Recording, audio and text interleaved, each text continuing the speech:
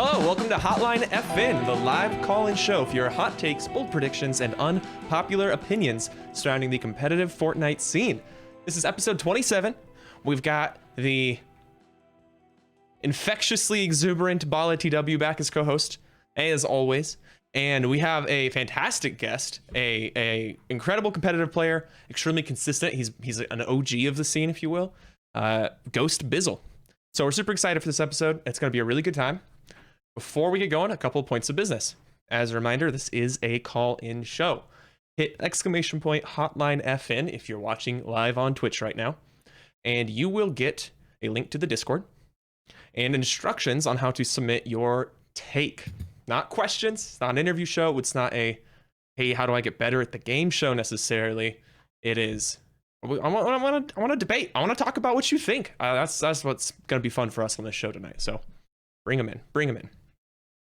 Another topic is that we are looking for sponsorships on the show. If you want to have a fancy logo over here, you know, Alienware, Folgers Coffee, something, hit me up. Let's make something work for both of us. That being said, let's bring on the rest of the panel. Yo, what's up, guys? Yo, what's up? Yo. It's another week, another episode of Hotline. You know, they say only a few things are inevitable: death, taxes, and Hotline FN will happen whenever the hell we want it to happen. So, Balla, what have you been up to in the last week, man? Recovering from the weekend, basically, and preparing for next weekend. I haven't really done anything. It was kind of draining last weekend, the amount of work that we had to put into broadcasts. So I've been just kind of chilling a little bit and discovering that I'm bad at video games again, and it hurts really hard right here. It hurts my heart because I'm a boomer. But no, that's basically it, just recovering. Of course, this weekend you're talking about, you've been casting along with the whole production team with Shio Wager, the FNCS qualifiers, which has been phenomenal. That's been going, like, from my perspective, it's been going great. Do you feel good about it? Yeah, it's good. We did some new stuff. There's also some parts that don't work. I'm happy that we have a team of people who are willing to do this and really give the respect to the game that it deserves in terms of competitive and in terms of like driving the hype, driving the storylines, and being able to expose great players. Basically, that's the goal. Basically, not about me. It's not about anybody on the team. It's just about showing the world what Comp Fortnite can give. So it's been fun. It's been draining, but it's been really successful. Heck yeah, that's great. I mean, that's what you can ask, right? Hard work, hard results, good times. Well, Bizzle, thank you so much for coming on the show. Welcome to the hotline. What have you been up to this last week? I know the whole corona is going on and everything, but life as a gamer is not changed one bit. It's pretty much the same exact schedule: scrims, practice, and every weekend competing, FNCS, Cash Cups now. But I don't know. Everything's pretty much the same competing stuff and everything. But yeah. Perfect. Brilliant. Yeah, I'm right with you. I'm getting a little stir crazy, but honestly, it's only like maybe a couple hours out of my week that has changed any given day. I felt like crazy today. I was like walking up and down the stairs like I'm bored as hell. Maybe that's just because I'm not occupying myself with things that I normally do, because I'm just like kind of tired of a lot of different things. But nah, man, I'm cleaning my house. Like, it's kind of crazy out here. I don't know. Maybe I won't last. Wildin'. Yeah, no, I'm working from home still, right? So like my days still have that kind of structure to it of like, okay, like work, and I'm off work and doing other things. So I'm not feeling it too bad. So before we hop into calls here, I want to talk a little bit about just kind of the state of competitive that we're seeing right now. Obviously, Bizzle, we were talking about this a bit prior to going live, but the two biggest glaring things, other than like just crazy balance stuff, is that we're most likely coming into a second week of FNCS qualifiers without a working harpoon. It's just like, it's essentially a dead item in the loot pool because it barely even works for fishing. And then also the scoreboard issues, right? Like in game, out of game, everywhere. Yep. How have you have those like things affected you? Did they affect you this last weekend?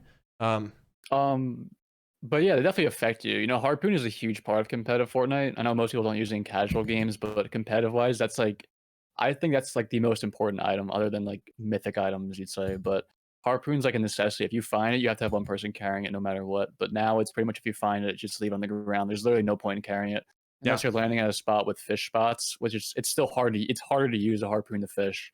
Like it's harder to hit the circles, so it's definitely bugged out. Which it stinks, but I just got to deal with it and until they decide whenever they want to fix it and get off their butts. But scoring issues, they'll not knowing how many points you have is really annoying. Like I've never thought of I never had to manually count my points throughout matches. Like I never knew how annoying it could be until like it stopped working. But now they have to like literally keep track of games to see like where you're at the leaderboard. It's something I never thought I had to deal with, but there could be bigger issues than that. But yeah. They got us out here pen and paper writing down our scores. It's kind of crazy.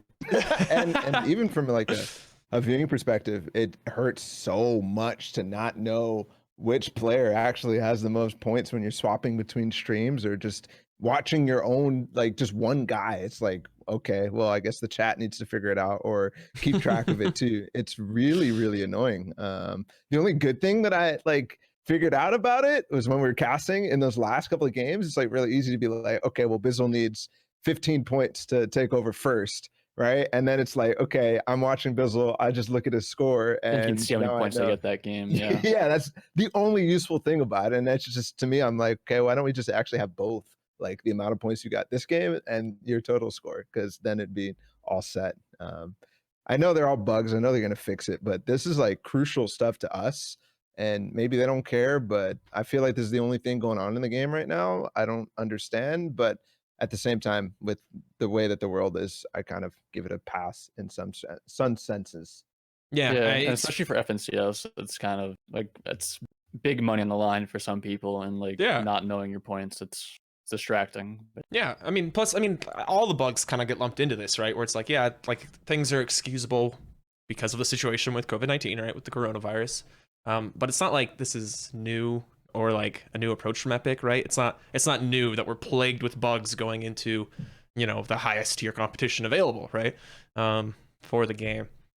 So it's definitely frustrating. At the very least, it's frustrating. And these bugs from, getting into a boat and falling under the map and dying to the harpoon not working, something casual could be played around to something that just randomly happens to you. They're game ruiners still, which is super frustrating, right? People crashing, out of in games and stuff. Like these are the kind of things that they've just gotten more common. Yeah, like I was just playing Arena the other day and I hopped in a boat and then immediately died right after and I freaked out. It's like I don't understand how that's still part of the game. Yeah. Like game crashes, I guess that has a part with like players not restarting their games every once in a while, memory loss. But there's some times where like maybe you'll restart a game and you crash the game right after, but it's definitely still an issue. But that's something that can be like semi-prevented if you just restart your game whenever you can, like every couple games, just to ensure you don't crash. But that's good advice. I don't know. Yeah, no, that's solid. It's it's weird. You mentioned we mentioned the boat thing. There was a time when Epic wouldn't hesitate to just like disable it, right? You just like log in that day, like boats are temporarily disabled, and then it gets fixed in a couple days. Ballers were disabled like 6 times or whatever, right? Like on and off. Same with planes. Like we played a whole World Cup week with no movement at all because they were just like, yeah, no, it doesn't work. You can get stuck in your vehicles. Remember that? Yep. All vehicles disabled. I remember that. I was doing that week. I was doing the no gun challenge thing, and the balls were glitched out, and I couldn't. Oh no! I couldn't get out of my ball. I was like stuck in a tree, and I couldn't get out of my ball. And like this, I was just staring at a guy, and then I completely ruined my game. And then I somehow came back and got like a top 5. I remember that. It was crazy, but wild. I don't know, some bugs. Wild. All right, well let's jump into this. The kind of the crux of Hotline FN. Once again, it is a live call-in show. So hit !Hotline FN to get into the Discord and submit your topics. I'm seeing a lot of essays in there, and I really appreciate that you're explaining your take more. It does make you more likely to get on the show, but man, like I can't read that and listen to like Balla just ramble on and on. Like, so if we can keep it shorter. All right, hey, what's your name? Where are you calling from? My name is Aaron and I'm from Wisconsin. Aaron, what's up from Wisconsin? What did you want to talk about tonight? I want to be talking about how there needs to be more of a penalty for like splitting duos during FNCS because it's hard to follow as a casual viewer, like who's duoing if it changes constantly. You want there to Okay, be like an yeah. actual literal penalty for switching, or are you just expressing not a like greater financial or penalty, but like obviously there's the series points.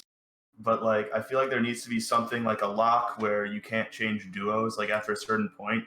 Because really, Do you- unless you're like really why? what? Do you have an example of like why this is a problem for Well, you? because I like have like friends in school. Obviously, I'm not in school right now, but like I have friends in school who like watch clicks a lot, and he like changes duos like pretty often, and they have no way of like knowing what's going on in the scene unless they have Twitter, and none of them really use Twitter. So I think that there needs to be like a penalty so then people can't switch their duos as often. So is it not enough to you that they like have a lower chance to qual through consistency points? Like Or obviously there's that, but I feel like a lot of the duos still don't like. I don't know. It's yeah, I just think all right, that we could take it from here. people don't like a lot of duos are confident enough in getting the top 20 that the series points don't mean that much to them. So they're just like splitting anyway, pretty much. yeah. Bizzle, you got a take on this? I honestly don't really know what you mean, to be completely honest. I don't like what penalty would you like talk like if a duo split, So, like what penalty would you do? I'll bring it back a little bit. Like if I remember like squads, snake Yeah. season was a big thing. Like constantly there was squads all of a sudden getting into trouble. People try Trios to too. trade people, it didn't work. Trios the same thing. I think like if I'm being honest, I do believe that something needs to be put in place where it's like, well, it doesn't make sense for you guys to like, I don't know. I had a problem during squads with the amount of people that were switching stuff, with the amount of like random switches because they would just qual anyways. There was like no benefit to sticking together, essentially, no benefit to longevity. And to me as a viewer, to also to the players who were getting screwed, like it just felt bad in a certain sense because they would get nothing out of a team that they played with for 2 weeks, and all of a sudden it breaks up and they're screwed now. Yeah. But I don't know how to fix that in this current system without just transitioning to all FNCS points. I don't know if that clarified it for you guys, but No, yeah, I think that makes sense. It's a question of it's a way to keep teams together. Essentially, it's helpful from a viewership standpoint. I don't think it necessarily does anything for individual competitors, except maybe protection if you're likely to get dropped. But I mean, that's not something your teammates gonna love, right? So I don't know. I think it definitely helps. I think it would be cool to see some sort of lock-in time frame and over a longer league would make sense, right? Like you lock in with the duo over a league of like FNCS style qualifiers last like a month, right? And then you're promoted onwards. And then I could start to see protections against people dropping duos and stuff. As it is right now, there's just not really. The only way to incentivize duos sticking together would be too artificial. Like it would just be like doing it for the sake of doing it. I don't know, Bizzle. How do you feel about that? Are you find yourself dropping and snatching up partners all the time? Like FNCSs, like everyone we've had has only been like what 4 weeks, 5 weeks maybe. Sure. Like it's not a terrible idea to force if you play the first week, you have to play all of them out with the same exact team. But from like a competitor standpoint, like what if you like do terrible your first week and one of your teammates you want to drop them and you want to just replace them? It's a hard thing to do. Like pretend like if it's a 5-week FNCS. And after like 2 weeks, you can't change anymore. Like I guess you could put restrictions on that, but you don't see a lot of gain, right? I just don't see that coming from Epic. Sure. I mean, is that something you'd want to see? Just like, is that something that even interests you? I think a lock-in date would be good, but I don't think like a whole FNCS like locked you can't switch teams would be a thing. I think at a certain time, I think you shouldn't be able to switch anymore. I would agree with that. I think we kind of already have that though with the seasonal finals, right? It's like once you qualify for seasonal finals. Or once seasonal final starts, it's like you can't play with anybody who hasn't qualified, you know? And you can't switch up the teams because there's only a certain amount of teams who have qualified. So that to me is kind of a lock. I think to really fix what you're looking for, I don't think we need a lock, but more a change to the system where you don't have these situations where you can just qualify again with a new team or whatever because it's too easy in a certain sense. But I don't know how to actually fix that either because the format as we have it is it's just always going to be like that. If you get top 100, this top 20 for some of these good teams is pretty easy. And then the Yeah. FNCS, the series points and all that. I don't know. There's a lot of teams though that are breaking up, like Innocence and Agers, like they're gone, and now Agers has to find a new partner, even though they qualified first week. Now there's a chance that we might not see Agers in seasonal finals because what if he gets a partner that he can't qual with or something like that? It's weird. Do you know why they split? Because Innocence wants to play console, I think, with Assault. Content crew. Okay, that's one way. All right. Well, thanks so much, Aaron, for bringing this take. I hope you have a fantastic evening. Yep, you too. Thanks. Peace out. Bizzle, we're gonna get this out of the way nice and early.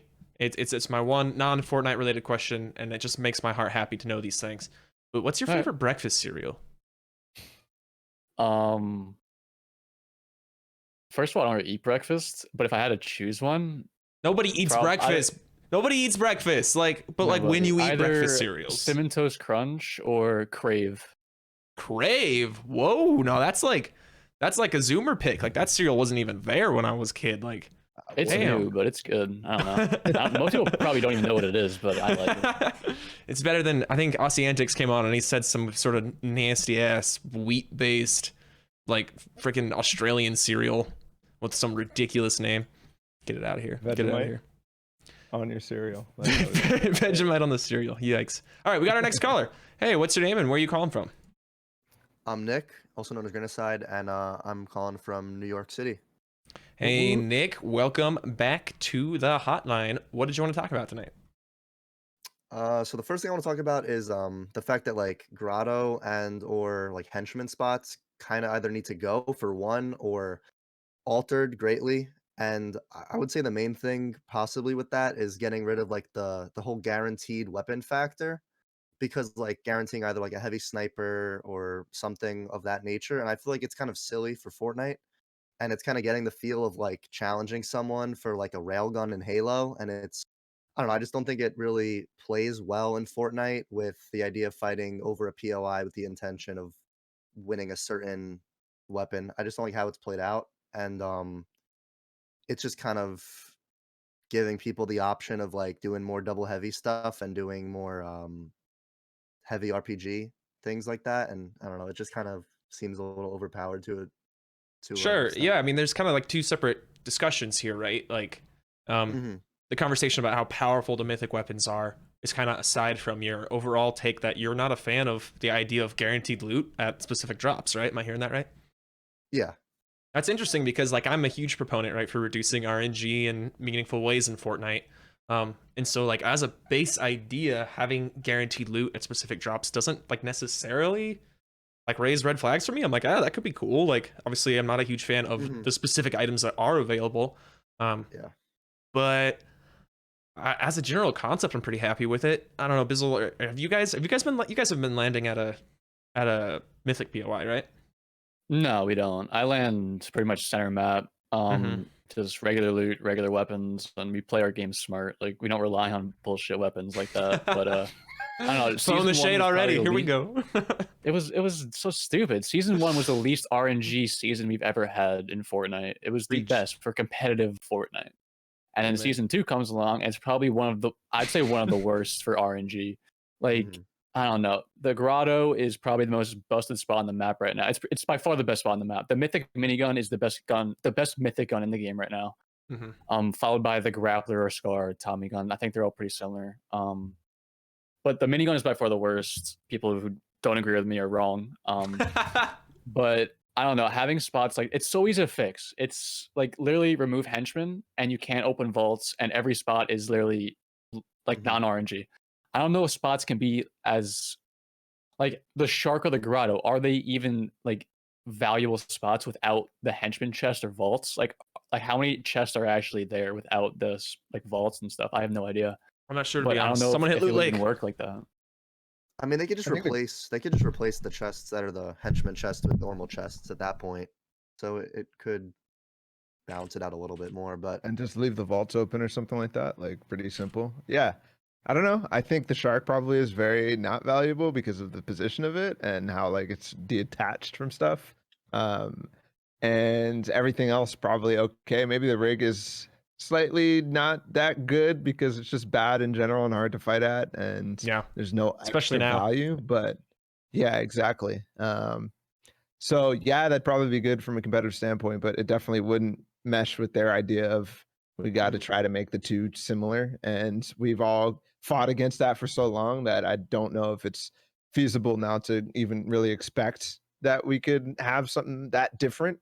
I think there's still ideas to like just take away the mythic items or something like that, or just take away, just give, I don't know, the heavy snipers being there, probably too much. Heavy snipers just shouldn't be in the game in general. So maybe Exactly. we just do that suggestion, take away the mythic items, take away the henchmen, and we're chilling. But I don't know if they'll ever fly for that. So if that's not possible solution, I don't know if that's even something we should argue for. Heavy snipers could also be in the game if they didn't one-shot any builds. Like they'd be absolutely fine. It wouldn't be an issue. Like no one would be complaining about double heavies. And like I guess a heavy sniper doing 150 damage is a lot for some people, but it's a sniper. Like it's harder to hit that than any other guns. But I don't know. It's a But it's battle not royale. It like has to be particularly snipers. hard. Like I don't know. I'm It's not a not fan of that hard, take. It's but a it's easy. battle royale. It's in every other game. It's got to be in this one. If you get sniped, it's pretty much your fault. Like double heavy, it's obviously you're in a build like you get double heavy. Like what can you possibly do? But if you get sniped running in the open, that's because you're not looking around, and that's your own fault. Not always, right? I mean, you can come crest a hill and get sniped from a bush, right? Like that from 100 meters away. There's True. nothing you're doing about Well, that, right? Build for the bush. Expect people to be in the bush. Like 100 I don't meters know. away? Do you crest every hill and you go, okay, I'm gonna wall up real quick because the guy might be in a bush the next hill over? Like, Just I be don't know, aware, man. I don't know. I don't. Just be I don't aware. get Just sniped be too aware, often. dude. All I right. mean, I don't know. All right. That's my I mean, take on hey, it. Like, you're snipers are the fun. professional here. Like I'm just the guy talking shit about heavy snipers because I died to I them don't too know. Most of much. the time, if you get sniped, it's not because of that. It's because you're over peaking on top of your builds. I think that's the most common scenario, or getting double heavy through a wall, which is I don't know. It shouldn't be in the game. That's the only thing. Yeah, getting double heavied is rough. There's no ifs, ands, or buts about that. Yeah, and heavy RPG is just as busted. Like I don't know. Heavy RPG is crazy Sure. broken. If you have the timing right, like there's nothing you can do about it at all, right? Yeah. All right, ready to move on from here? So stupid. Yep, I'm down. Although I see that you skipped something, so I don't know what he's going to talk about. But all good. boy. Granny, thank you for your submission, bro. No problem. You guys have a great night. You too, man. Thanks for Yeah. calling in once again. Yo, what's your name and where you calling Oh from? my god. My name's No. All right, welcome to the hotline. What do you want to talk about? I just wanted Bizzle's thoughts on aim assist because I died like 10 out of 10 games in the Cash Cup today. That sounds like you, yeah. Well, okay, Bizzle, any words of wisdom to Mega about aim assist? I mean, is it just like heavy snipers? If you're dying to aim assist, it's your fault, Mega. You think so? Aim assist, I don't know. I've Just be more aware. I've definitely like toned down on my aim assist talk lately, but everyone else in the community, it's gone right up. Like I think I started most of the aim assist talk in Fortnite, and everyone hates me for it now. But now everybody's talking about how they hate aim assist, and I haven't really said much to it anymore. But I think everyone knows that it's pretty busted. And now with separate pools for console and PC, send them back. Like it's the same prize pool. Like I wouldn't care. And like I don't know if Innocents or whatever want to quit PC to go play console, all of them should go. Like I don't care. Like I Yeah, don't know. separate input events. I mean, we saw just what was it? Was it the first Cash Cup a couple weeks back, or was it the FNCS warm-ups where it was more controller on PC than mouse and keyboard on PC in the event? That's crazy. really? It was only very slight. It was very slight. I think like if you It was a Cash Cup, yeah. if you do the rate, it's like But 51% in favor of That was controller also on looking PC. for only top 1,000 or something like that. or 10,000. top 10,000. 10,000. I think. Which Yeah, is yeah. crazy that we even like somebody went and found out exactly which input was on each. But yeah, I think that's true. In top 10,000, there was more people in the NA East solo Cash Cup, I believe was the data from Reddit. But yeah, Bizzle, I think when you said that, like, oh, everybody's toning it up, we were all with you when you tweet aim assist or controller players should be in separate lobbies, say I or whatever. We're all with you. We're all cheering from behind. Like, let's go. Yeah, but it took so long for people to get along with it. Like now Zayt tweets about it, and like even Benji, like they all tweet about it. But like, I don't know. You've made it Also, main- this meta, I think season 1 is probably the worst meta. Well, Season 1 was the best meta for aim assist so far, with floppers more than this and one? the guns they had. Well, floppers should have a cooldown, so you can't take them in zone late game. Like if you see, like if you watch how Scoped plays the game, he basically just fishes the whole game and dominates from in zone and beams everybody. Yep. It's completely like he's playing it smart for everything he has, but it's completely broken if you watch it. Like like Blake posted a video today and he's just on height, moving around on height and scoped in the zone, just like triple dinged someone. He was 200 HP. And it's like, you shouldn't have to play the game and worry about stuff that you shouldn't be worrying about, like out of zone. I think floppers is like the best way for controller players to do well in this game. And I think that's one of the reasons right now that like, I think it's so busted. And then, obviously the mythic items, Tommy gun, if you ever seen them, with that's that, why I would say with that. Yeah, like, exactly. Mythic Scar, like crazy. Yep, that's why my opinion is it's even worse this season. I mean, just the drum gun alone and the mythic minigun are just enough for me to just be like, I never want to talk to another controller player again after getting done playing scrims. Sometimes, you know, you're just like, I swear, if another dude with that Tommy gun jumps in my box, and I'm uninstalling, right? They're just cheaters. I mean, like, linear and exponential are rough. You're getting 4 bullets in that Tommy gun. Like it's, if you don't 200 pump them, it's pretty much impossible to kill them. Yeah, and it like 2 shots, fresh built wood, right? Is it 1 shot on ramps? Maybe it's still 2 shots, but like, yeah, it's just you're not doing much. You're hitting a 200 pump, or you're done, right? Like, or not getting in the situation in the first place. All right, Mega, thanks so much for getting us to talk about Hotline FN for the what episode is this? 27th time. Yep. All right, later, gnome. Have a good night. All right, Balla, we rolling fast. We're just zooming through. I'll remind you guys, exclamation point, Hotline FN in the chat. Come in, drop your topics. If you are verified on Twitch, just at me, and we'll make things move along. Jeez, that seems to be what's happening. Or at BrynMac2. You see her in chat? She's the gatekeeper. All right, anyway. Hello, what's your name and where are you calling from? My name is Ben, and I'm calling from Illinois. Hey, Ben, you're really loud, but I got it. Sorry. How dare you? Thank you. What did you want to talk about tonight? So basically my take is that right now, more than ever, it's the best time to be a esports fan. With all other sports, you know, being non-existent because of coronavirus and everything going on, I think right now is the best time to be a fan of these esports. And I told, like I told Balla, I said, you know, normally I'd be sitting in my room watching March Madness all day on a Sunday, and instead I turned on his FNCS broadcast and watched that, and it was just as enjoyable. Yeah, it's a shame March Madness isn't happening. I'm so sad. It's a shame. I'm a manager for one of the teams that we were definitely going to be in March Madness, and so it was hard for that to happen. Yeah. Oh, that's rough, man. That actually is really rough. I'm sorry.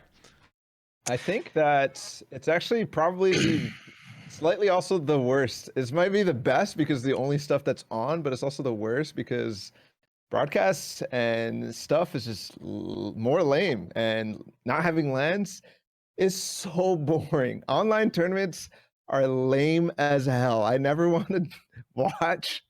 Honestly, if it wasn't for this being the only thing happening in the Fortnite community, I would not want to watch it at all because they just get no love and it's less interesting, and you have to watch it through replays and streams, and there's a bunch of cheating going on, and like you can't even like look at it from it. There's no reactions, right? Interviews. So I feel like maybe it's also the worst time to be an esports fan because we don't get the stuff that we normally get. I don't know. Mm-hmm. Yeah, it's. Oh, sorry. Go for it, Ben. Go ahead. Go ahead. Yeah, I was just gonna say that, like, yeah, it's a sort of like tough situation where it's like, yeah, great, like, well, at least we still have something to watch and do, even though like traditional sports are gone. I'm not, you know, I don't partake in a lot of traditional sports, so like I don't particularly mind. Like, it's same old business for me, right? But like worse than same old business because it's just like mediocre events full of bugs and, you know, cheating and you know, the best possible broadcasting we can get still has to deal with replays and delayed streams or people ending their streams, that kind of stuff, right? Like, just not ideal. I don't know, Bizzle, do you think this is a golden opportunity for Fortnite, and are they squandering it, or Or you think this is going right? It's definitely the time where they should start stepping their game up with like competitive events and like obviously they're gonna stick with online events right now because of Corona and you can't do lands right now. I understand that, but you can do so much better stuff and not just do a cash cup every day with whoever places first wins some money. If like Wednesday and Thursday has solo cash cup and duo cash cup, why not just make another 2-day tournament that's highly competitive? Like make a trios tournament like on Wednesday or Thursday. Make a squads tournament. I don't care. But like I think cash cups, I don't know. I'm against cash cups, obviously. Like that's just my Yeah. opinion. I think that's ruining competitive Fortnite for me. Cash cups, it's just a W key fest. It's not true to what competitive Fortnite really is. And Yeah, I don't it's know. not skilled players If versus skilled they players. can do a 2-day event. Like why not do a 2-day solo event where you have to qualify and then it's customs and it's actually competitive games? That would be the best thing to do. But I don't know. I think cash cups like decrease the motivation for people to watch competitive Fortnite.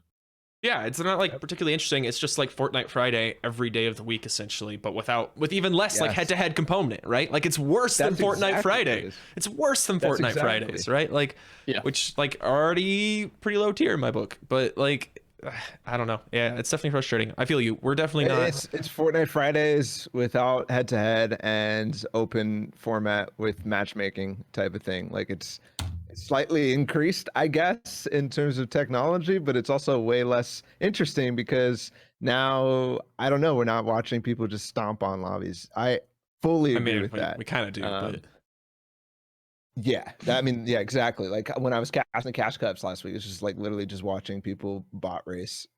yeah, it's We really we bot call racing. it that.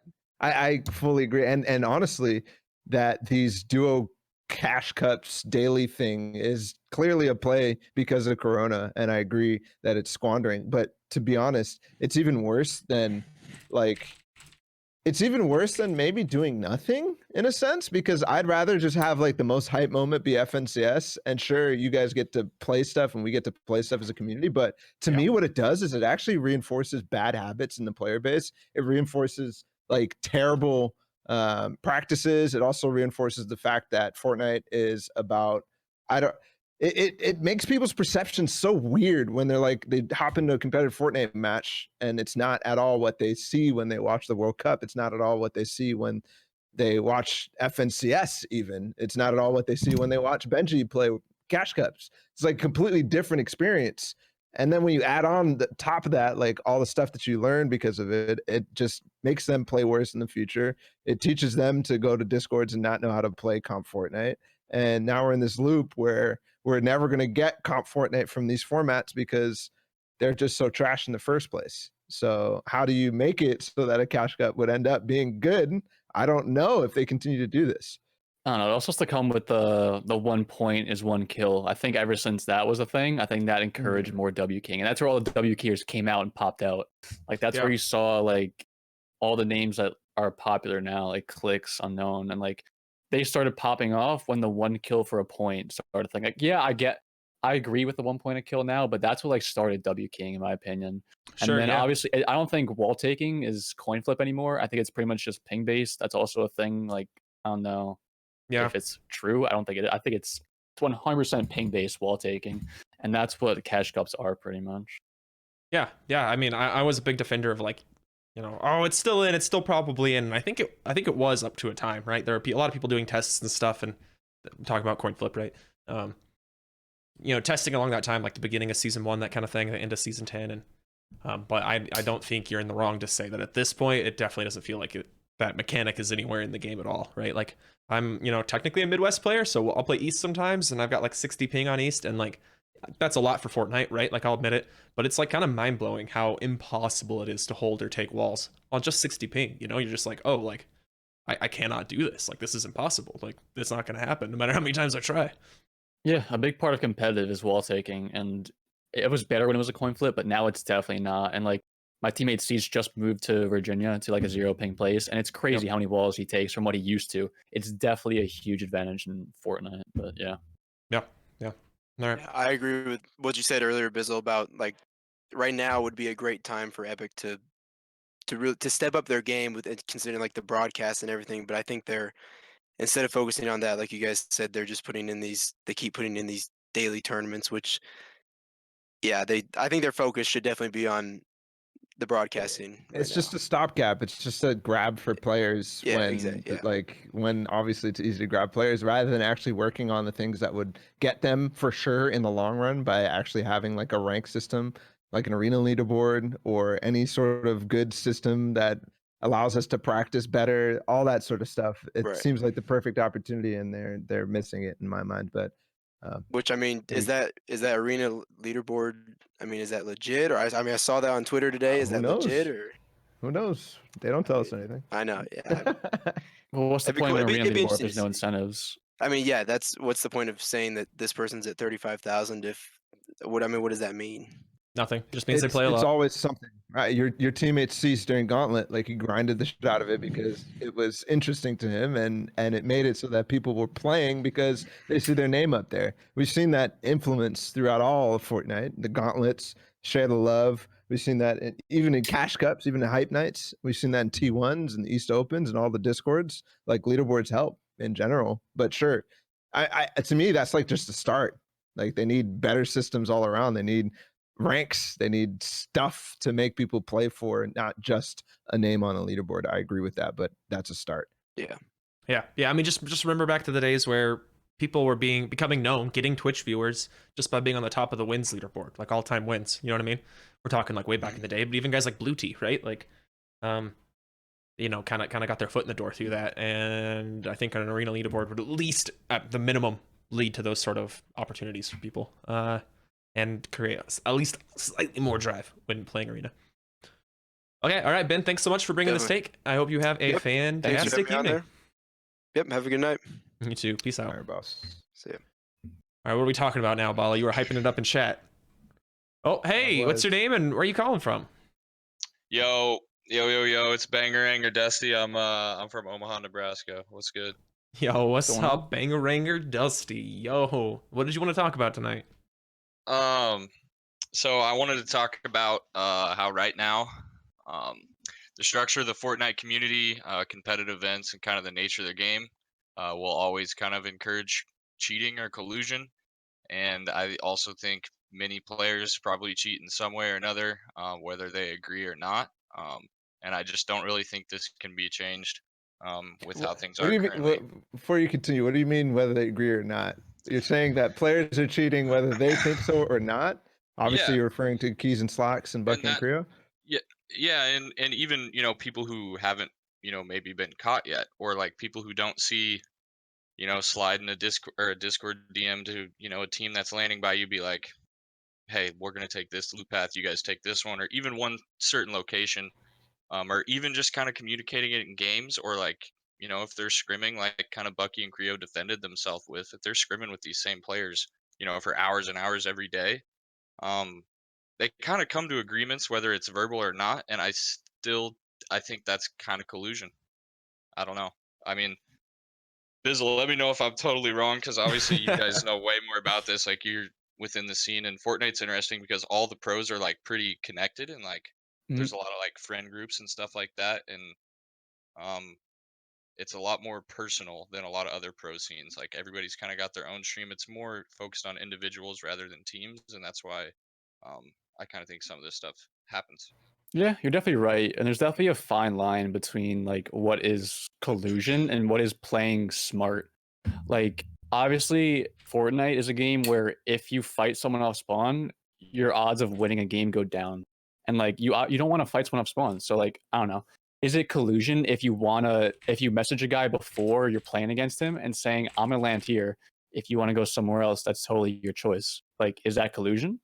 I think it is, honestly. Talking to another player, and we'll just use a solo game as an example. It's 1 versus 99, and if two players have a verbal or text conversation for an agreement to affect the game, I think that's collusion. But what if they It's don't? light though. Like, Obviously, it's not the same as like the here's the storm thing surge that trading. people DM each other and they don't agree on spots. Like, it's not, they DM each other like, I'm landing here, you could do whatever the hell you want. That's not necessarily an agreement. That doesn't say that this person's not going to land here. That doesn't say, it's just like, okay, this is a fact that you have to take into account in your game.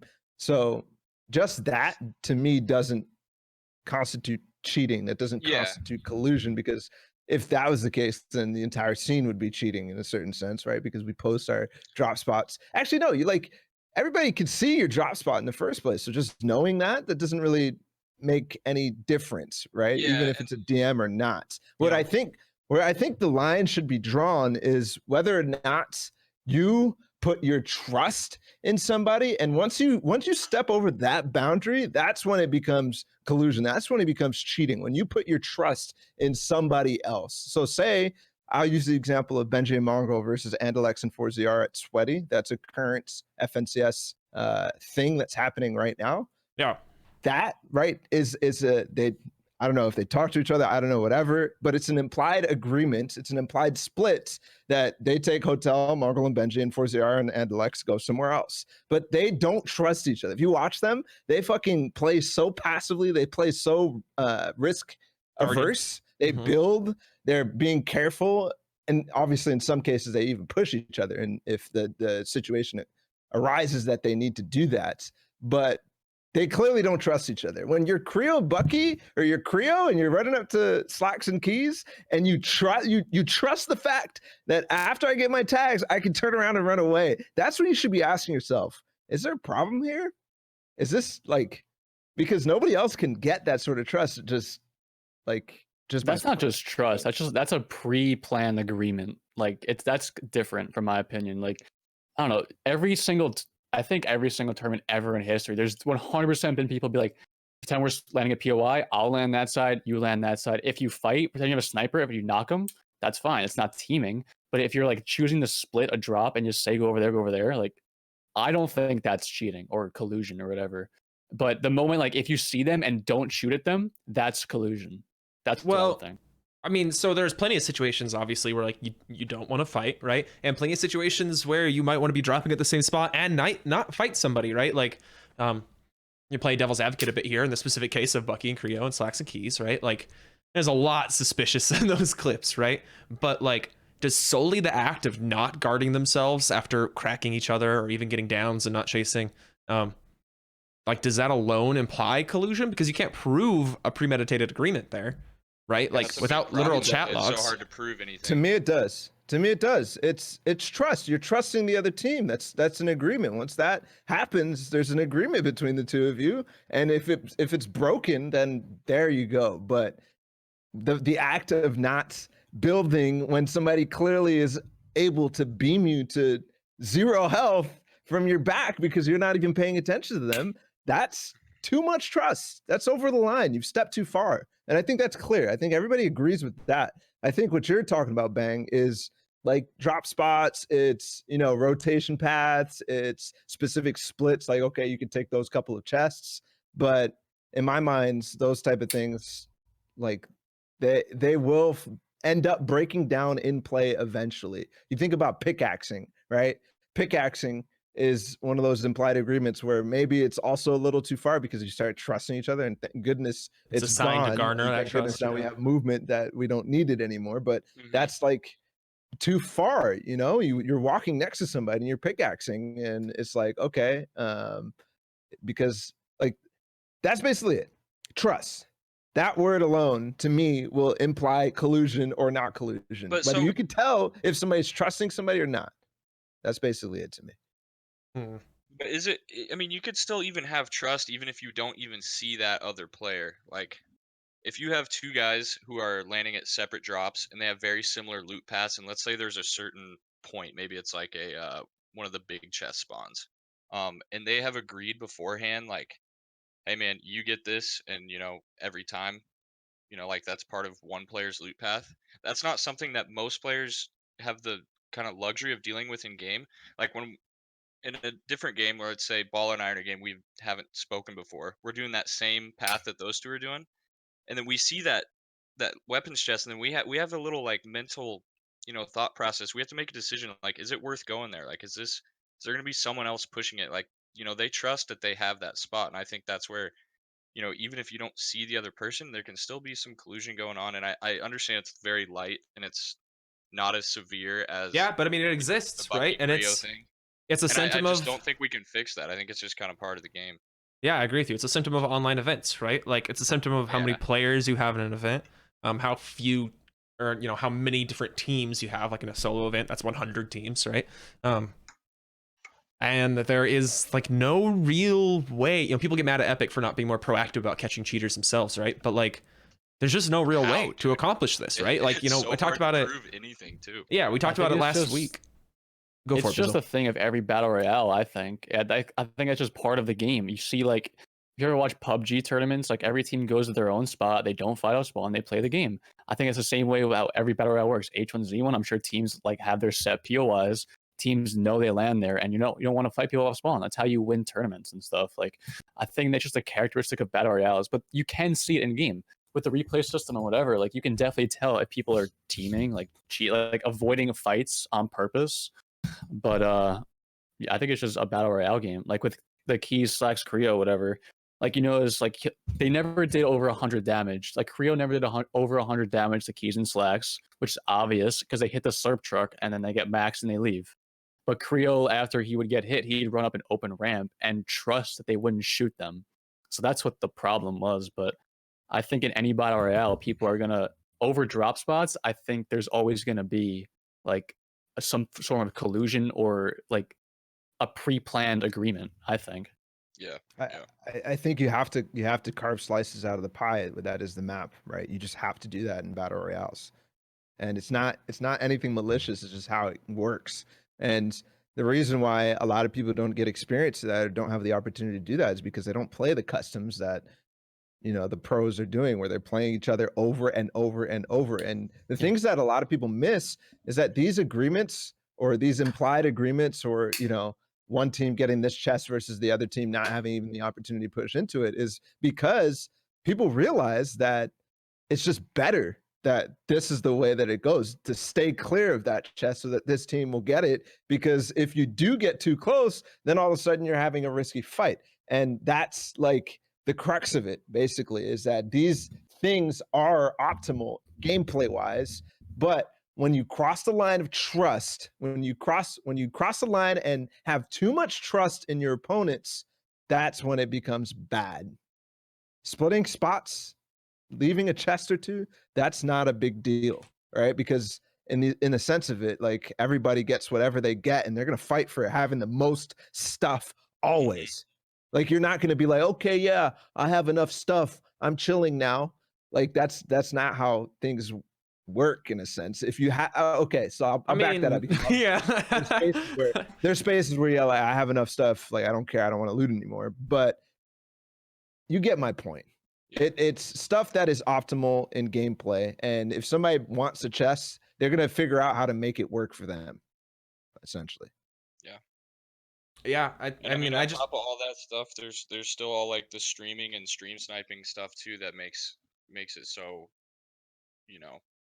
like, cheating goes on. Like, if you're cheating or if you're streaming, like, someone is gonna pull up your stream and they're gonna watch it. Like, with how much money's on the line and how much that can benefit a player, I just don't believe that that's not happening. And it definitely is. And like, there's been the leaked videos where people put out a YouTube video and you hear a coach in the background saying something and they go, oh crap, and take the YouTube video down and re-edit it so that they don't hear that. And like, that's why online just sucks. We need LANs. Yeah, I mean, LAN doesn't fix it, right? Your LAN doesn't fix everything. It might fix that kind of issue, but not the vast majority of forms of collusion, right? Yeah. And I just think we just, you talk in circles and end up back at like, there's not a lot you can do. Try and catch it where you can catch it, and try to foster a community that's not engaged in it. But one last thing on this topic, though, is that like, this issue, like, people are like, this is why battle royales can never be competitive. It's like, no, this isn't actually that big of a deal in the grand scheme of things compared to like I buy power match fixing or something like that. Like, it's completely different scales and it has completely different effects in a game. When you talk about collusion in a Fortnite BR game, it has a completely different thing when you talk about collusion in League of Legends or any head-to-head game or any other esports that's not a BR, right? The scale is massively different. Yeah. Not to say that it's not wrong, but it's not match fixing. Balla approves of collusion. Still have to Heard it win here the game. first. I don't know, Bizzle, you got any last thoughts here, Biz? Can I call you Biz? No, I want to call you I think Biz. we pretty much covered it. Cool. I Yeah. don't know. Hella. Alrighty. All right. Thanks so much, Bangarang. Yeah. Have a fantastic Thanks, evening. guys. Thank you. Yeah, nice work, dude. It's awesome to see these things growing, man. Every time I watch every week, there's more viewers and more people in the sound room and stuff. So let's keep it rolling.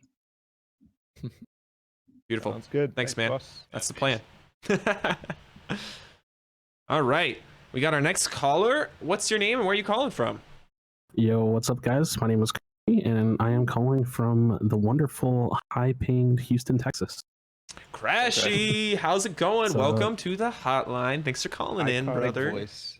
Iconic. Always recognize instantly who this is. Instantly. What did you want to talk about, man? Yes. First and foremost, I just want to say I'm a huge fan of Bizzle. I actually had the pleasure of competing against him at PAC.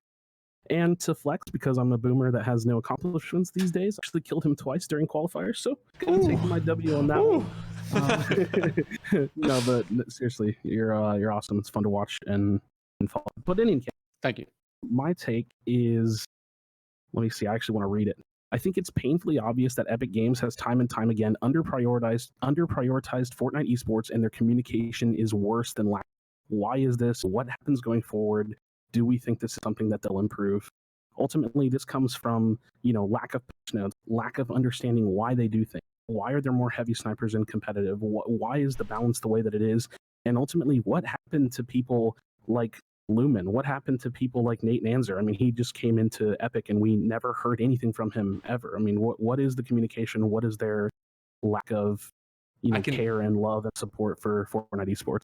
I can answer your the first part of your take there really simply, right? And Ulrich 8, he calls into the show very frequently. Also, I think he's a mod on the subreddit, but he tweeted again just today. He tweeted about I mention it a lot on this show because it's my least favorite thing in the world, and I like to talk about things I hate.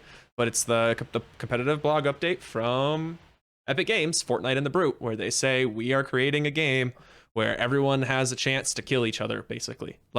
Basically, that's it. Where people from all skill levels have a chance to beat each other, no matter their skill. That was their justification for the Brute. It's their justification for the Heavy Sniper, all of the mythic guns, so on and so forth. Even if it doesn't fit the goal that well, right? Because the better players just land there, take the mythic weapons, and shit on bad kids even harder than before. But that's their driving thought process on everything, right? On almost everything. That is it first and foremost. That's why cash cups exist, right? It's not for the top of the top competitive players, right? It hasn't been, even if that's still who ends up taking, home the bags, right? I don't know. I'll take any chance I get to bring that up again. But Balla, you got any thoughts here? Yeah, it feels like recently we've been dealing with a company that I can't describe exactly how it is, but it feels like faceless. It feels like they just do things and we never get any insight ever. We don't know what their plans are. We don't know whether this is something that they think is sustainable. We don't know whether this is going to last or whether they're going to continue supporting it in the future. We don't know whether they're going to help us make it ourselves sustainable. There's so many different things that we just don't know, and it bothers me to no end because it wasn't always this way. It wasn't ever the best. It wasn't ever ideal, but it has fallen to lows where I question my involvement in the scene every day. Seriously. Seriously, because I don't know what to expect in the future. It sounds bad, but I think True. to myself, I'm like, am I making the right choice here in staying in this game? I don't know. I know you were talking about other Lumen, Sundown, and Nate, and I don't know. I know everyone thought when Nate came from Overwatch to Fortnite, everything was going to change and whatever, but honestly, I don't think he's done anything to any event or has he even said anything about esports and Fortnite. I think I've seen him tweet once at Booga winning the esports player of the year award, and he was like, "Oh, congratulations!" and that's it. And he was the commissioner. He tweets a lot of stuff. Yeah, he tweets a lot of stuff. Shouts a little here and there, but it's to add to what you're saying, I don't think he's done anything. It's I feel like if he had, we would know about it. That's where I feel like if he had done something monumental, if he had introduced some new system or new big series or something, we would have known about it. So His- what was the justification of like bringing him on? Like, what does he do? His hit. Are you kidding me, dude? Have you seen his contributions? We've got these incredible new harpoon guns with all these neat new Oh, mechanics. We've got this cool new leaderboard system where you have to like do math while you're playing Fortnite. That's pretty cool. It's pretty Yeah, cool. I know you're if you talking ask about me. Lumen and Sundown. I know I saw them at DreamHack. I know they're at every event. So I think if anything, those are like the two nicest guys at Epic that I know at least. I know Sundown will always come over and say hi to me, and Lumen will always be like super nice guy to talk to and ask any questions to.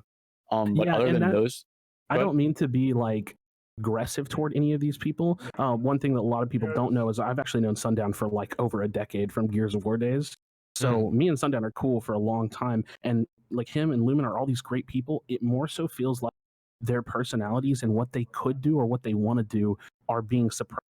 It almost feels like employees from Epic are being told specifically not about the game. Don't be personable on Twitter. You know, don't be someone that people can reach to and talk about the game with because you know the company wants to be this way. Or I'll step in here because like to say that they're being told not to be personable on Twitter, I can tell you why they're not being personable on Twitter, because it's not rewarding not rewarding for them at all to be personable on Twitter. They post one thing. You look at Sundown's Twitter, it's all EDM. Like he posts what he wants to post about, and it's great, and I love it. But he gets shit on because he's involved with Comp Fortnite, and it makes him not want to post at all. And that sucks. why That's like a community issue, right? Like, unfortunately, you know, obviously, a lot of the people that have a good head on their shoulders aren't going to tweet at them and say like, "Hey, idiot, fix your damn game." You know what I mean? And people do that. You know, young kids do that.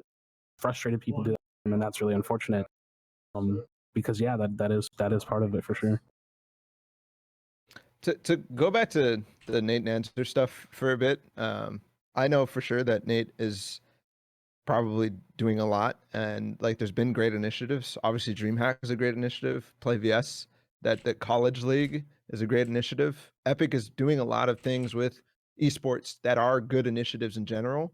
But I think the thing you got to realize is that these things do take time. I was told that Nate started at Overwatch League or at Blizzard, and he had the idea of Overwatch League or whatever it was, and it took 0 to 2 years. It took 2 years for him to implement and make the Overwatch League a thing. So it takes longer than you would think, and also you're not going to see credit. You're not going to see FNCS credit to Nate Nanzer. You know, that's never going to happen. It's just Epic. So to think that he's not doing anything because we don't see anything, like a lot of the stuff maybe is Nate Nanzer. And there's FNCS could be Nate Nanzer, and it's a much better format than we used to have. So maybe, who knows? Oh, he was the only like pickup that like anybody really. He was like the biggest Epic pickup anyone realized that was the hope for competitive Fortnite. Yeah, we all put our hope and in then him, after that, it went I think downhill. Like what has there been since he joined? Like events, like laggy events. Like right now, the new engine is terrible. Like FNCS duos, it's like the smallest prize pool yet. Not to complain, but it is. And then cash cups that I don't think are good for competitive, but that's my opinion.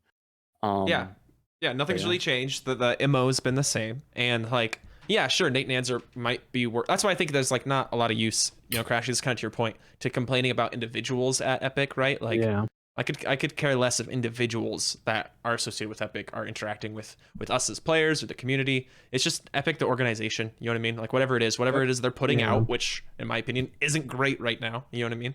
From patches and balance, like patch notes, like what the and then, you know, to the events we have and stuff, right? It's just kind of nonsense, right? In my most frustrated state, I feel like Epic interest with Fortnite competitive, like Fortnite esports in general, starts and stops at supplying a prize pool.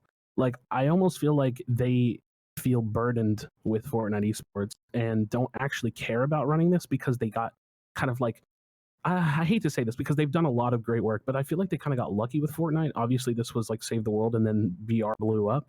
Yeah. So I feel like they're almost burdened and annoyed and frustrated with Fortnite esports, and they know it's important, so they want to keep it going. But to keep it going, they know, or this is a theory or a thought when I'm upset, they know that the base minimum they have to do is supply a ton of money, and it doesn't matter if, you know, ton of players, pro players quit. It doesn't matter if Bizzle wakes up tomorrow and quits. Someone else will step in that place, and it'll keep going.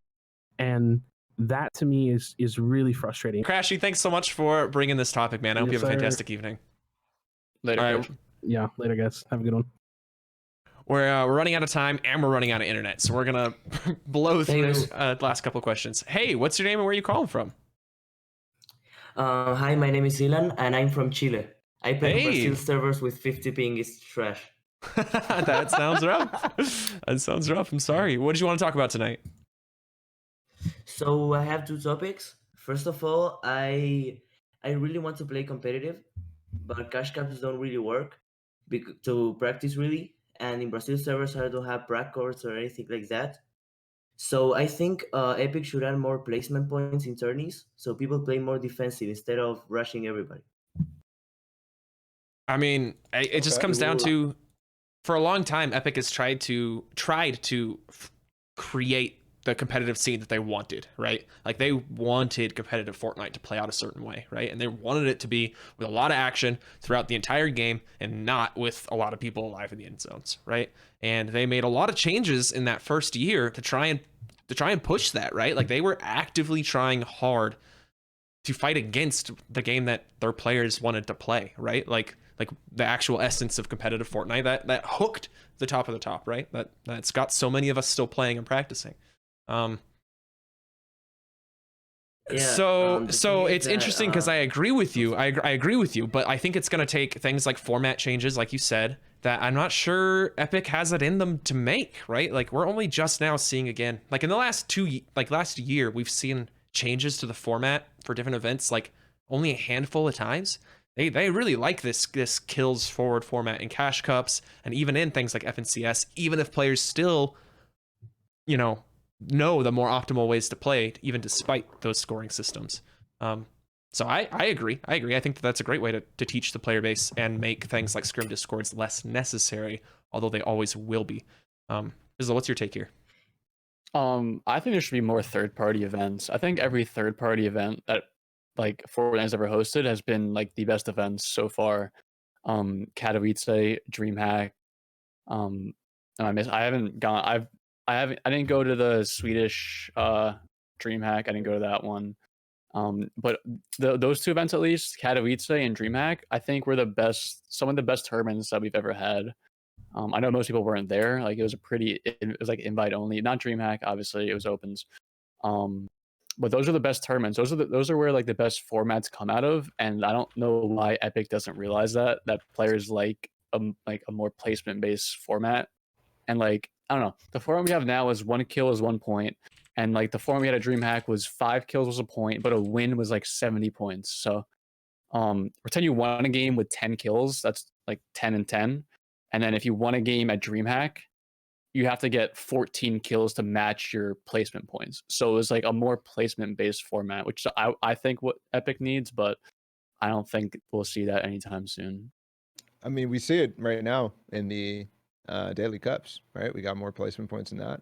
But Kinda. I always feel like these things come at like the worst actual time, or they get put in the most useless formats, I guess. Yeah. Or the Exactly. useless Like tournaments. It's like nobody really cares that it's that, because no matter what, the best players are always going to stomp anyways, and the format's never been an issue for that. And because of that too, it's like that placement format is good, but you combine it with only being top one, and then all of a sudden the game format doesn't actually matter at all, right? the format doesn't matter unless it's multiple stage qualifiers. Exactly. And Yeah, customs. yeah.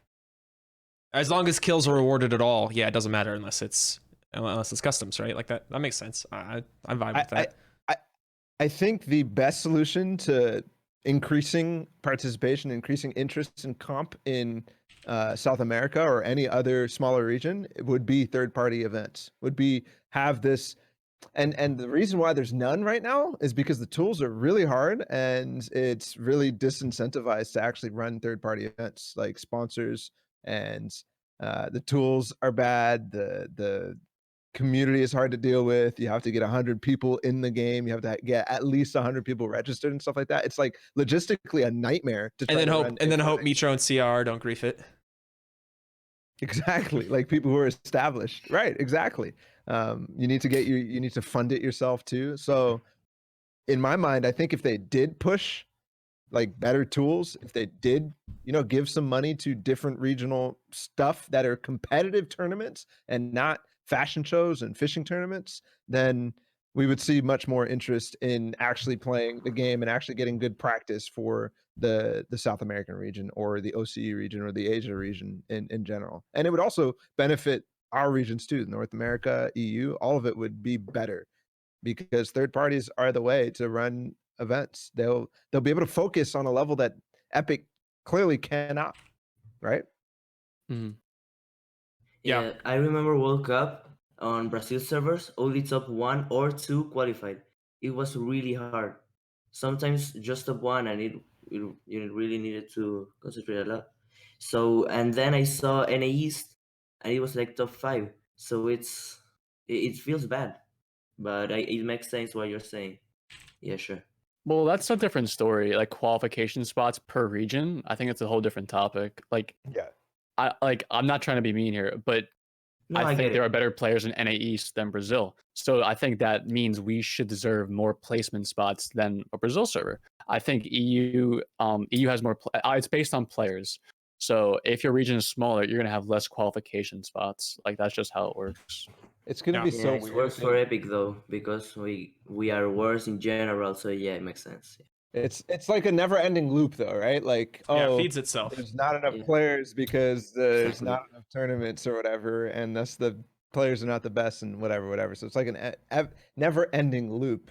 I think it just Yeah, always sure. needs to be reevaluated when you talk about World Cup qualification spots. But on that topic, like, it's gonna be really interesting. This is completely irrelevant, Coloco. So, but it's gonna be really interesting when we get to another type of qualifier like that, where it's like worldwide and they do the player base one, because EU is gonna have all the spots. Just straight up, like literally all the spots if they do exactly the same way they did it with World Cup. It's gonna be so weird. Yeah. Well, what's weird seeing is that like recent player counts, like NA West is lagging behind Brazil now. Like I'm over here just kind of like It's been for crying a to while. myself, like like man, like the prize pool I do have is gonna go away. Shit. Bizzle, you have anything else on this before we move on?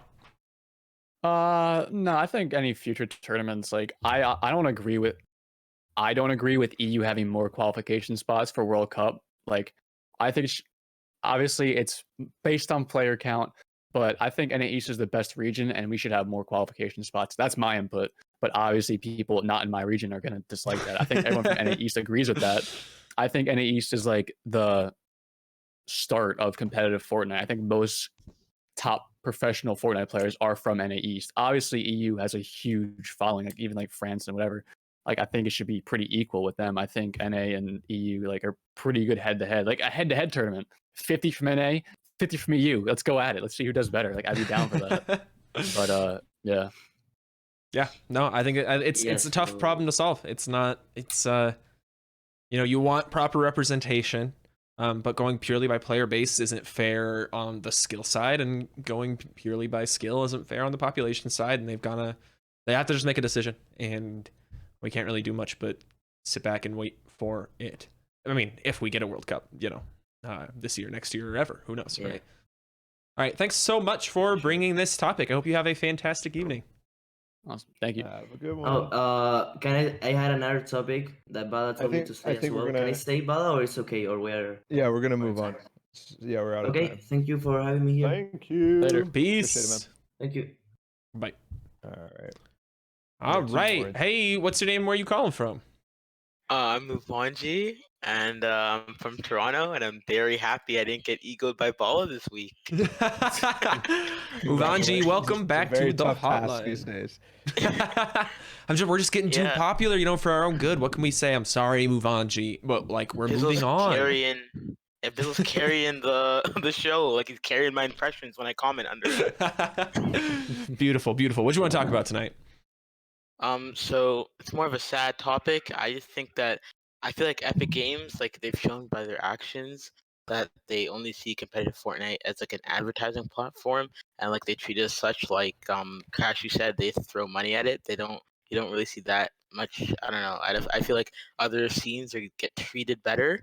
And also like as right now everyone's staying inside. There's a lot of eyes on esports more than regularly, and also you can see like more people like for whatever reason it might be are quitting the game. I feel like than have ever been. Like I've seen like this week just quitting. I'm grinding Valorant, like just a lot of posts like that. I'm I grinding feel a like game that if we doesn't don't exist yet.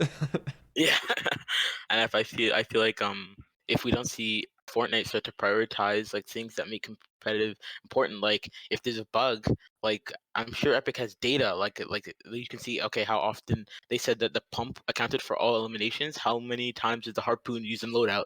Oh yeah, it's just not gonna work for 2 weeks.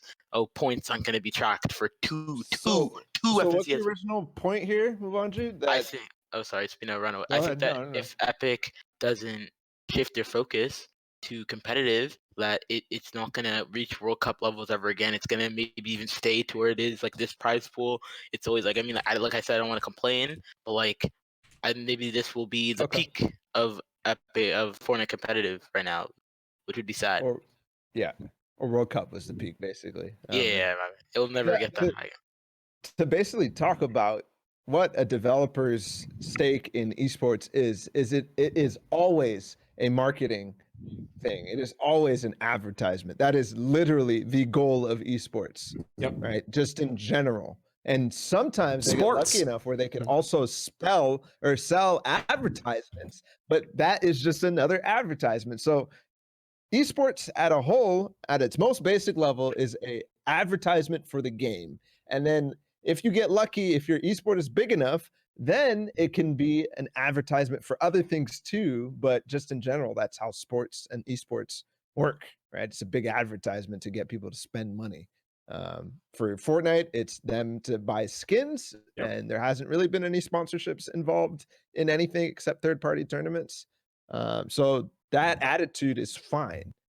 And I think the part where I agree with you, Muvand, is that literally, if they really wanted to be an advertisement, they would do much more than throw money at it. They would think about it and certain ways and not just be like, okay, this could, yeah, whatever. We have 5 million budget for FNCS this season. Let's throw it at that and see what happens. And hopefully we get players from that. I would take that 5 million budget and be like, okay, let's do 2 million for FNCS online or whatever, the qualifiers, just to run it and broadcast it. And then 3 million for the finals. And that's going to be to set up the land, to do this, to do that, whatever. I think that if they really thought about how to get eyes on it and how to get people interested in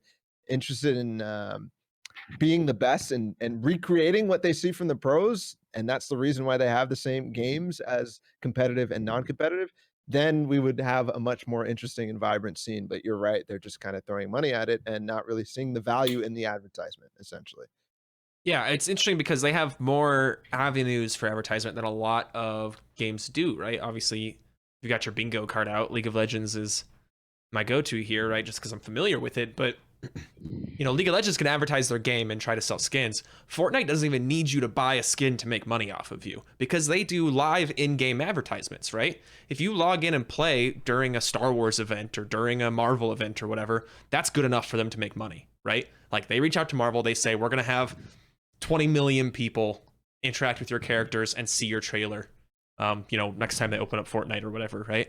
And like they don't even need you to buy a skin. Like I think that it's kind of the downfall too. They're like, we don't need extra advertisement from esports right now. Like we're rolling big. Like I'm tempted to say that we're more likely to see another major cross advertisement, like more Deadpool stuff, than we, you know, before we're gonna see an evolution in the competitive scene.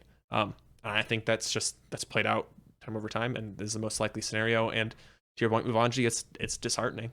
And I don't think it's the way to go for the longevity. I mean, they have the data, right? I can't just say the game will eventually die if they don't focus on competitive. Like they know one way or the other. Hopefully it'll pivot someday. I don't know. I would love to hear Bizzle's thoughts as someone who's been in the scene since like Summer Scrim, like since the OG. Yeah. Mm-hmm.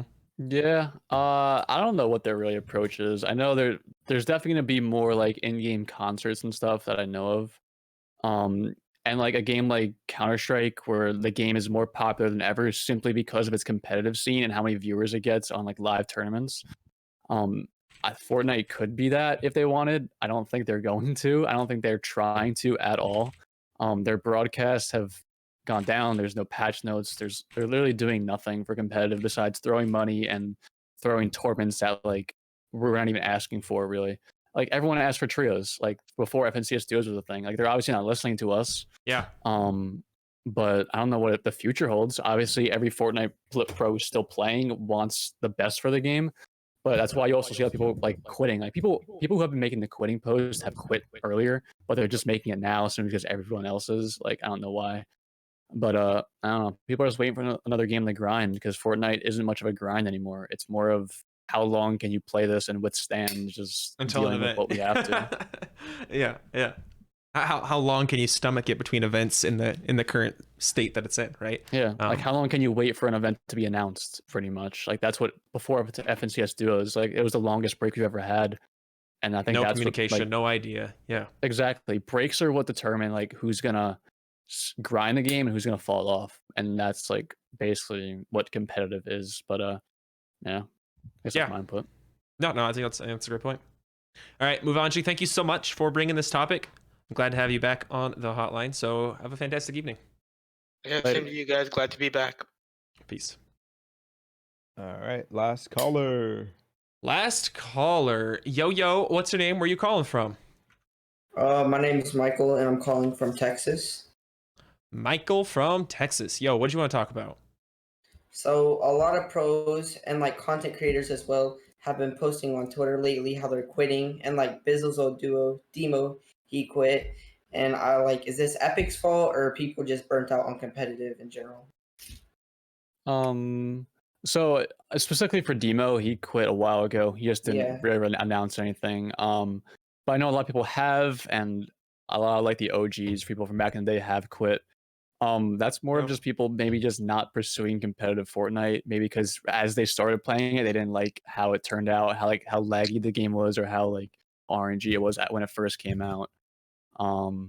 But I'm not really sure what else to say about it. Answered a lot of it in the last question, but I think I don't know.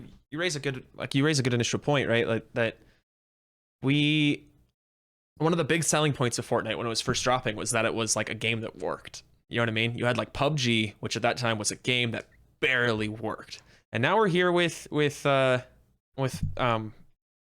Chapter 2, Season 2, and we've gone through phases of it, but we're back to a game that like barely works on a competitive level, right? Like you have to be worried that anything you get inside of might just randomly kill you, right? Like that alone is enough to like everything should be put on hold and this should be fixed, right? Like that's crazy to me. That's mind-blowing that like we still have, for instance, the boats, right? It's wild, right? Like what are you gonna do? Yeah, I don't know. Like they patched stretch res in 2 days and they can't fix a harpoon over 2 weeks. Like it's obviously their fault and they're just not addressing it. Like I don't know. Yeah, I think we could have also seen this coming a long while ago for a lot of people. It's just been 2 years now, guys. Like just straight up, you're gonna see a decline in the amount of people who played initially to the end. That's just straight up how it is. And yeah, there's been a lot of hurt for people when things don't get fixed, when we lose stretch res. But at the end of the day, it's just been a while, and there's gonna be turnover. And to be honest, the turnover is pretty manageable in a sense. There's a lot of new pros, and there's a lot of pros also, or there's not even that many pros when you count them that are leaving the scene. And yeah, it's sad. And yeah, we will miss them. We'll miss Demo. We'll miss Vinny. We'll miss all these guys who are leaving. Yeah. Maybe we'll miss Tom soon. I don't know. He looks like he's leaving too. Don't say that. But it's like, yeah, right. Don't say that. Don't wish it. Don't wish it. It's just the nature of any games. It will eventually always be this way. People are going to leave. They will make news, and that's just the way it is. So don't be scared because people are leaving the game. Yeah, I mean, I on the other hand, though, like I think it is a symptom, right? It's a symptom of all these things we've been talking about. You know, I mean, for a lot of players, it may be something more specific, you know, but like you said, Bizzle, like you start to play a game that doesn't feel good to play, and it has gameplay patterns that don't feel good to engage in. Like, it's just natural to want to move on, to lose a competitive drive over that, right? Like, it's not some like knock against the person. Oh, they're just washed. Oh, they're not, like, they don't want it bad enough. If you're playing football and they change football considerably every week, and you're just like, okay, like, this isn't the game I fell in love with, like the game I fell in love with was a long time ago, and I just don't have a drive for this anymore. Yeah, like certain players were like when the game first came out and like Summer Skirmish, people were at the height of their careers right there. And I don't know, different metas change, and some people don't adapt. Some people don't quite like keep playing as much as they used to. Like, I don't know, it just happens. And it happened fast with Fortnite because it's a constant change. Like Counter-Strike, old pros quit during Source and 1.6 or whatever, but like it takes time because that was like a consistent game. Nothing really changed in that game. Like Fortnite is constantly changing. So when that happens, like players are going to be consistently stop playing because they can't handle or keep up with what's new and everything. Yeah, and for better or for worse, right? To even look at games like Counter-Strike, like even though it was consistent, you still saw people quitting.